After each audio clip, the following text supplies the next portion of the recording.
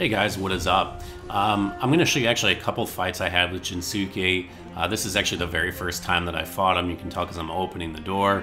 At this point I don't know that he's a boss for sure, I suspect it, but I'm looking to see if I can kind of creep around him. Obviously I cannot. This guy is a straight up glass cannon build, and you can see just how much damage he did to me just off the one attack. His one attack comes out very, very quickly.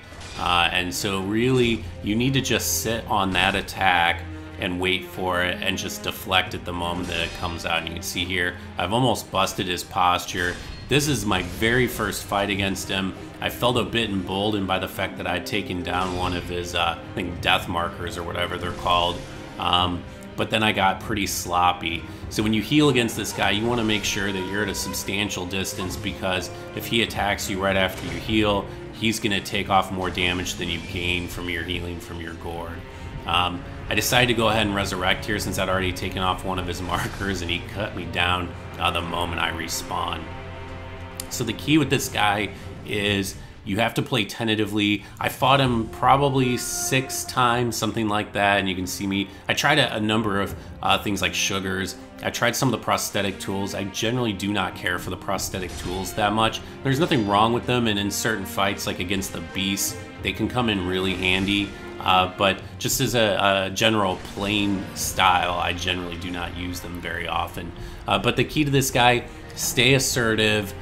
Stay in his face, make sure that you are primarily looking for that attack. You'll see the brief flash off his blade that indicates that that kind of double slash is coming, and you want to deflect that. And then throw out at most one R1 and then wait and attempt to deflect again, because all it takes is 2, maybe 3 deflects and you will bust his posture meter. And that is definitely the way to beat this guy. And you can see here, I kind of finally learned my lesson. I'm not spamming, I'm throwing out 1 R1, and then I'm immediately looking for the attack. This was actually the first perilous attack he did to me, so I was not looking for it, and needless to say, he caught me out. So here I'm just kind of sitting on the deflect, throw out 1 R1, which seems to bait him into his attack, and that's all it takes.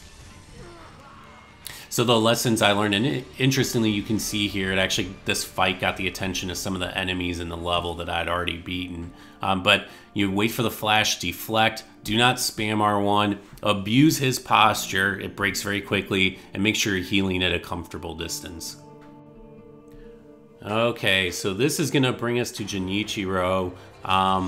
This guy was an interesting fight. I think I fought him probably about 10 times before I finally beat him. My victory is what you're gonna see here. This first phase is, I actually thought was pretty easy. Getting his 2 death markers off was not difficult. Pretty much you've been learning how to fight guys like this since the beginning. The big thing is in this very first phase, you can Mikiri counter, I think, like every perilous attack he throws out. He only throws out 1. And notice his health bar here. I've broken his posture. You have to break this guy's posture. You cannot, or I really would not advise trying to beat this guy by chipping away at his health. His posture does recover pretty quickly though, so you really need to be aggressive, making sure that you're efficiently trading blows. And here you can see, because it's the second phase, he's gonna start throwing in the sweeping attacks. He'll mix in sweeping attacks and the thrust attacks, so you have to make sure you're getting the right reads, and that takes a lot of practice. I had a lot of trouble getting the right reaction to the perilous attacks. You don't have too much time, so you've got to read, is it a grab, is it a sweep, is it a thrust, and then make sure you're doing the right thing. And you can see I still don't have a handle on stomping down on these guys when I jump their sweeping attacks. I'm still not very good at that. I'm still working on that.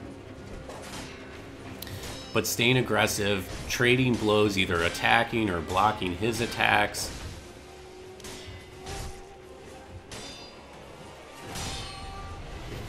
And finally, I actually am able to get the stomp. But you can see here, I dispatch his first form here pretty quickly. And I think actually my second fight against him, I thought I had beaten him, and I was very disappointed. But cannot be passive here. I didn't show it, but when you heal, he'll shoot you with his bow. Just dash to the side to avoid it. And make sure you're getting the right response to his perilous attacks. So his third phase, this is actually what gave me all the trouble. This third phase killed me like 9 times.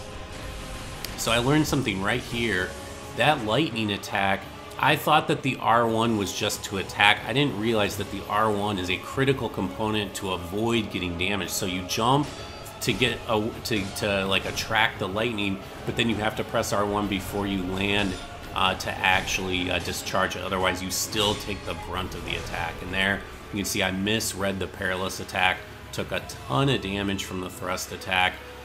This third form punishes your heals very, very aggressively. As you progress through the game, the bosses become much more skilled about punishing your gourds, and it's absolutely got to be something that you factor into your strategy. And here I die, but I've got 6 of my 7 gourds left, so there's no way I'm not going to resurrect in this situation. I still don't really understand how the dragon rot mechanism works, if it's based off deaths, of resurrections. So if anyone has any insights, I'd love to hear about that in the comments. Key here is pretty much the same, staying in his face, getting the right reads on the perilous attacks. I think is maybe even more important in the second phase. And there, it looked like a perilous attack, but it wasn't, and it tricked me into jumping, and I got punished for it. And there you can see I finally had the right response to the lightning attack, jumped through it, and then pressed R1 to do the discharge.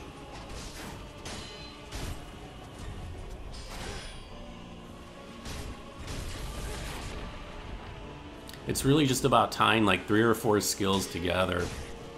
And it can be a little frustrating when you first start and you make stupid mistakes. And you know, this guy, even all it can really take is one mistake, and you can see here they start cascading. Like, he's just really, really aggressive when he's got you low at health.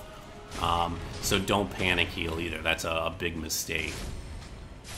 And that's it. I finished him off.